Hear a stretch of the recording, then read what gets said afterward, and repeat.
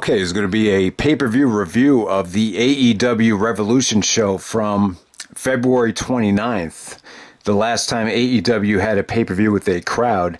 And yeah, wanted to go back and check out this show now that the WrestleMania season is somewhat over.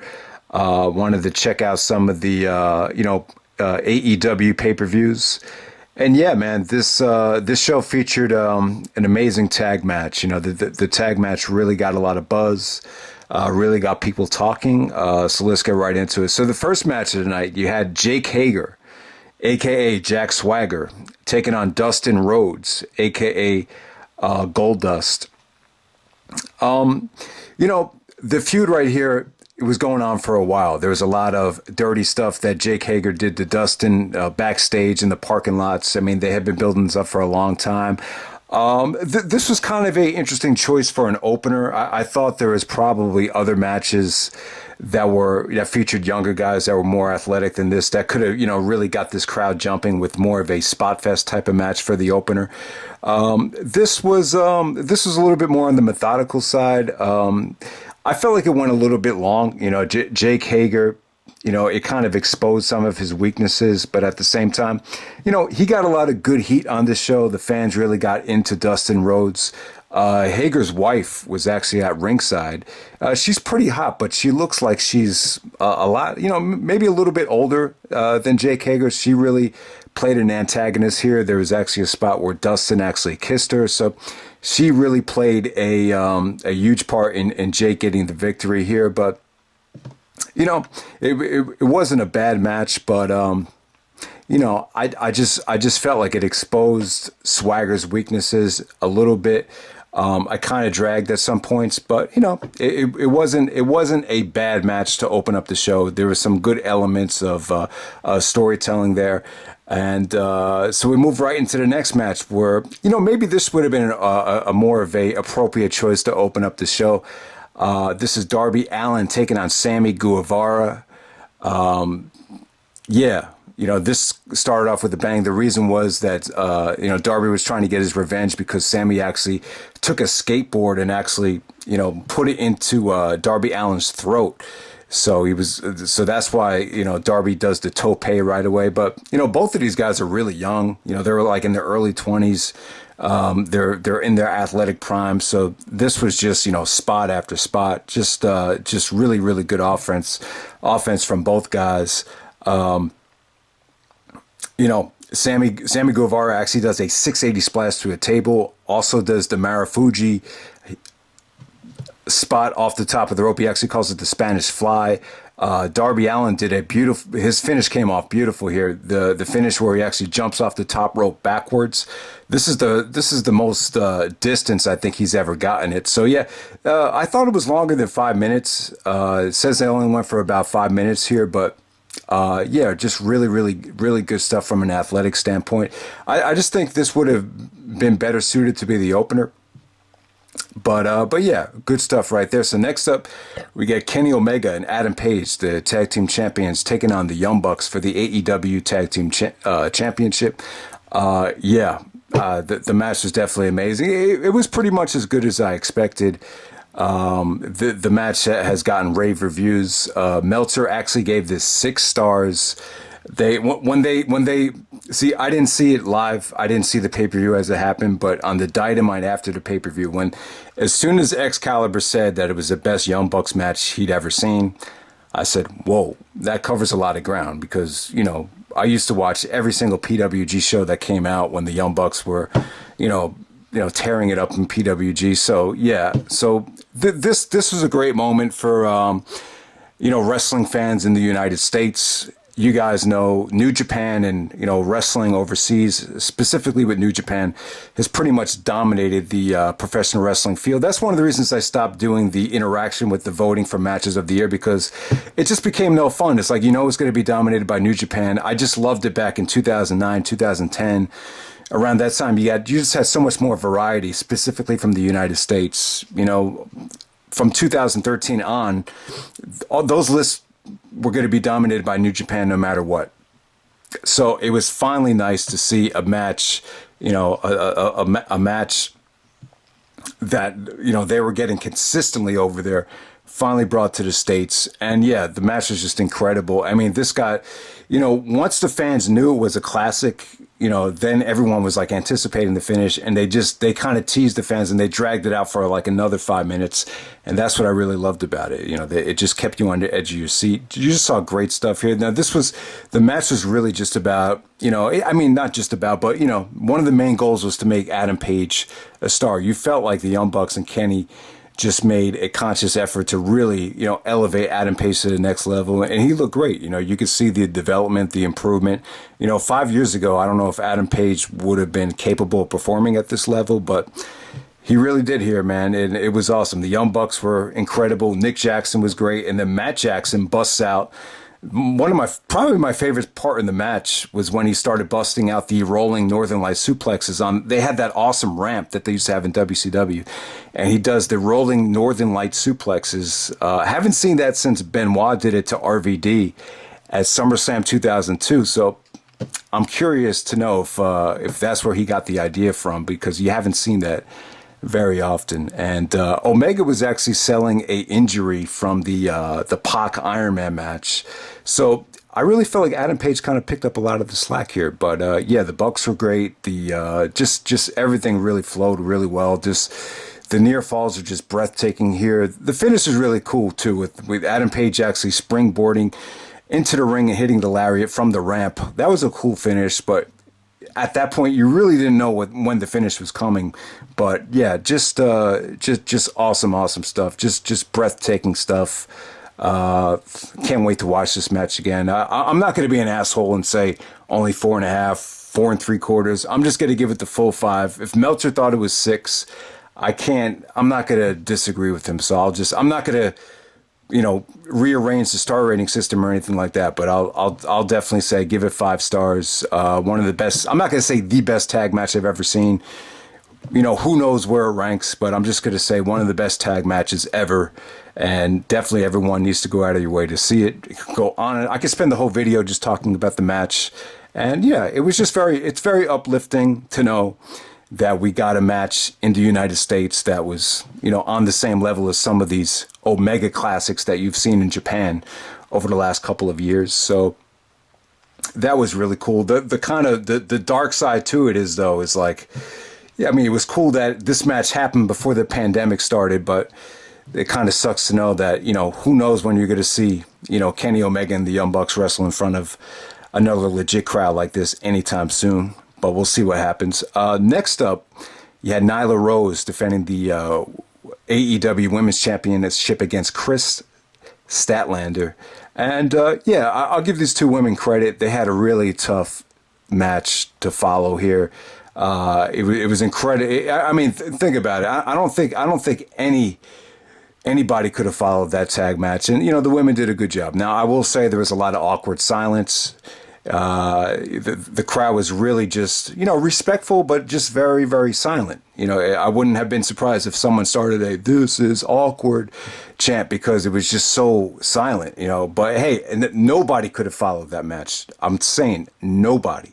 But hey, Nyla Rose and Kris Statlander, they did a really good job. Statlander actually pulled off some really, really cool things. The part in the match where I think Nyla had her tied up in the Trio Woe, and then she actually handstand out of the position. That was really cool. She definitely had her moments, but Nyla Rose is definitely kind of AEW's answer to Awesome Kong. She's a very larger woman. She looked very dominant here. She does. That they said on commentary, she brings a confidence to the ring that, really hasn't been seen before in women's wrestling. So, yeah, it wasn't a bad match at all. Like, I really haven't paid attention very closely to the women's division in AEW, but I thought, considering the circumstances, they did a great job of following that tag match.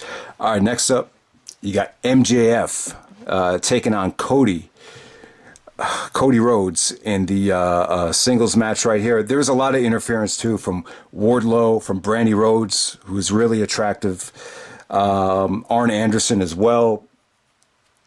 He was involved at ringside. Just tons of interference, tons of dirtiness from MJF. MJF, and that's one of the reasons I said that Colt Cabana and MJF would be a big money match, is because I feel like those two guys, they look like brothers, but, one is so evil and one looks so, looks like, Colt Cabana's he seems like he's a nice guy, even though he's probably an asshole. But hey, MJF and Cody, MJF turned on Cody at the last pay-per-view when Cody wrestled Jericho. So they have been building this up for a really, really long time. And, MJF, he's a good heel. I just don't like him. Like, he's just not likable in a good way, though. He's always trying to do something dirty. He's a good actor, too. Even at the end, when he's trying to hug Cody Rhodes and make up with him, he spits in his face. So he took off Cody's boot. Arn Anderson actually got taken out here. I mean, he just did whatever it took to get the victory here. And, I've really grown to like Cody Rhodes. I think Cody... He's really grown on me. He's fun to watch. He's entertaining to watch. He's been so impressive in AEW. It almost makes me want to go back and check out some of the ROH Championship matches that I missed, because I really enjoy Cody's work so far. Even though I wouldn't say the match hit the 4-star level for me, but hey, MJF, I don't find him likable. I don't think he's an amazing wrestler, but I think he's a good character, though. He comes across very evil, very prickish. But that's a good thing, though. He's a valuable commodity because of that. And a pretty solid match right there. I wouldn't say it over exceeded the 4-star level or anything like that. Next up, you have Pac taking on Orange Cassidy in a hell of an interesting match right here. So, Orange Cassidy was doing his thing, were very nonchalant, a lot of mind games, really comes across like he's not really putting in an effort, but everything he does is very strategic, very humiliating. Pac showed a lot of frustration, and it really didn't seem like Orange Cassidy sold for Pac until the finish. The finish featured Pac doing some sort of an abdominal stretch where he took the arm and really bent it back, and it looked like a nasty submission to end that match. But whenever Orange Cassidy hit offense, though, the crowd was going apeshit. They were going berserk. So Orange Cassidy has a unique style, unique gimmick. I don't know how far he can go with it. I don't know, if you can really wrestle that way once you reach a certain level. That's going to be a question mark. But hey, man, he's got a cool look with the sunglasses. There is actually because his name is Orange Cassidy, there is they were chanting something about pulp. I think it was like no pulp needed, and everyone. I think Pac was like, "What the hell are they chanting?" And so that was an awesome match right there. I wouldn't say it was awesome, but it was interesting to watch. It was definitely a nice follow up before the main event right there. So the main event, you had Jon Moxley challenging Chris Jericho for the AEW Championship. So yeah. This ended up being a great storyline. I thought it was kind of over the top how Jericho wanted Moxley to join the Inner Circle. He offered him like the most expensive car in the world.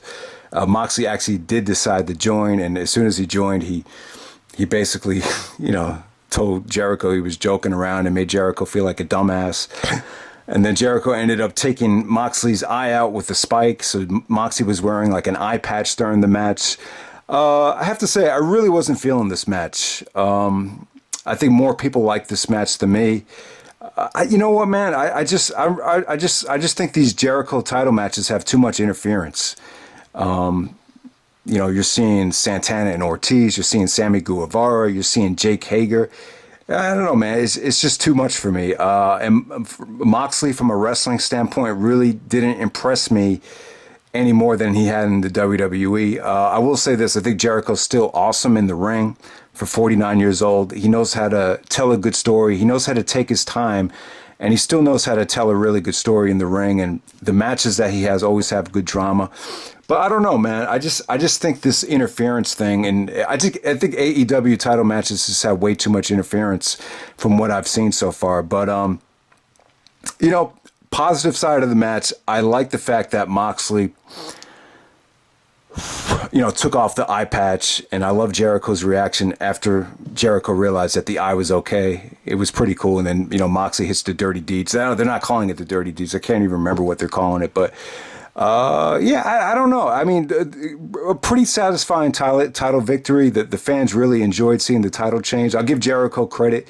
He's putting over the younger talent. I feel like if Triple H was in this position, he would find a way to argue that, dropping the title this soon would be a mistake. Jericho only had it for what, maybe 6 months or whatever. I think maybe from August 31st until February 29th. It's not a bad title reign for Jericho. I would have loved to have seen Jericho really run with the ball hard, but hey, he's 49 years old and he's always been a very unselfish wrestler. And but I don't know. Moxley is world champion so far. It remains to be seen. I don't even know if he's having a title match at the pay-per-view in a couple weeks, but we'll see, man. This is a pretty good show to me. Moxley and Jericho was a good main event. I just can't call it great. I just felt like there was too much crap going on for me to call it a great main event. One of the best parts in the match was, Sammy Guevara hits Moxley with the title. Jericho hits him with the lion salt. You could argue that the interference made the match more engaging. Maybe because of the eye injury thing, they wanted to, I also felt like the referee kind of stole a little bit of the thunder from the wrestlers, just with her kicking everyone out. I felt like she overdid it with her reaction. So I don't know, guys. I mean, you could argue that the interference makes it more dramatic. You could argue that, but I don't know. I guess the money shot was supposed to be Moxley taking off the eye patch and Jericho's reaction, so maybe that's why they did it. Maybe Moxley was saving that for until everyone cleared the ring. I guess that's why they did it, but I don't know, guys. The tag match was incredible, though. MJF and Cody, Moxley and Jericho. I would say they were solid matches. These were solid 3.5-star matches. I can't go above the 4-star level for them. And yeah, Jake Hager and Dustin Rhodes was a good match to open up the show. Nothing more than good. Darby Allin and Sammy, Pac and Orange Cassidy. A lot of fun watching those matches. Women had a tough time following the tag match, but I thought they did a hell of a job. This was a good pay-per-view. Really, really good stuff, and one of the best tag matches I've ever seen. So check out the show if you get a chance. All right.